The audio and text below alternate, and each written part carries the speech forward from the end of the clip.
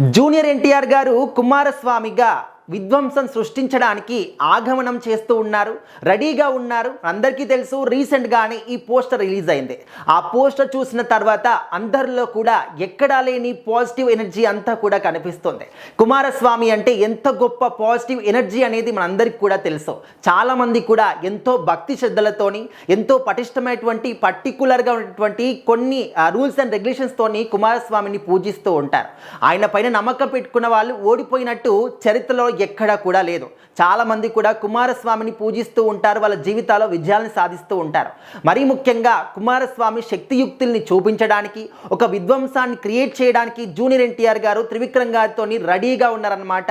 So మనందరికీ తెలుసు, God of war పేరిట ఆగమనం అనేది చేస్తూ ఉన్నారు. మరి కుమారస్వామిగా జూనియర్ ఎన్టీఆర్ గారు ఏ విధంగా ఉండబోతున్నారు అనేది ఇప్పుడు ప్రజల్లో అందరిలో కూడా తీవ్రంగా చర్చనీయాంశంగా మారిపోయింది.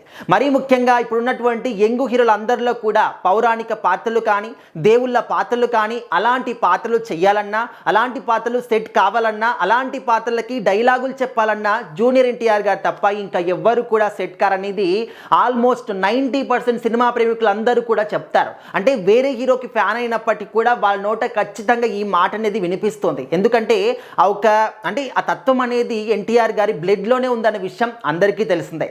ఇప్పటి వరకు చాలా పాత్రల్లో, ఇలాంటి పౌరాణిక పాత్రల్లో జూనియర్ ఎన్టీఆర్ గారిని మనం చూసాము. ఆయన కూడా ఆ పాత్రలో జీవించి, ఆ పాత్రకి జీవం పోసి అందరిలో కూడా, అంటే అందరి దృష్టిని కూడా కట్టిపడేసినటువంటి ఒక సందర్భాలు కూడా జూనియర్ ఎన్టీఆర్ గారి సినిమాల్లో ఉన్నాయి.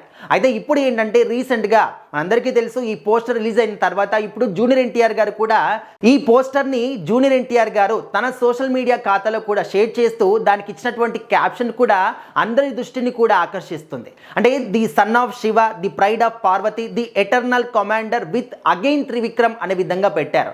అంటే ఇక్కడ శివుడి కావచ్చు, పార్వతీదేవి కావచ్చు, వాళ్ళ కుమారుడిగా కుమారస్వామి ఎటర్నల్ కమాండర్గా ఉండబోతున్నాడు విత్ అగైన్ త్రివిక్రమ్ తోని. అంటే నిజంగా ఈ మాట వినడానికి కూడా చాలా మనకు ఆసక్తికరంగా అనిపిస్తుంది. సో మరి జస్ట్ ఈ పోస్టర్ చూస్తేనే, ఈ పోస్టర్ గురించి మాట్లాడితేనే ఇంత అద్భుతమైనటువంటి వైబ్ అనేది మనలో కనిపిస్తుంది, ఇంత పాజిటివ్ ఎనర్జీ మనకు కనిపిస్తుంది. మరి రేపొద్దున ఈ సినిమా గురించి చిన్న అప్డేట్ వచ్చినా కూడా నిజంగా ఏ రేంజ్లో వైరల్ అవుతుంది అనేది మనం ఊహించుకోలేమన్నమాట.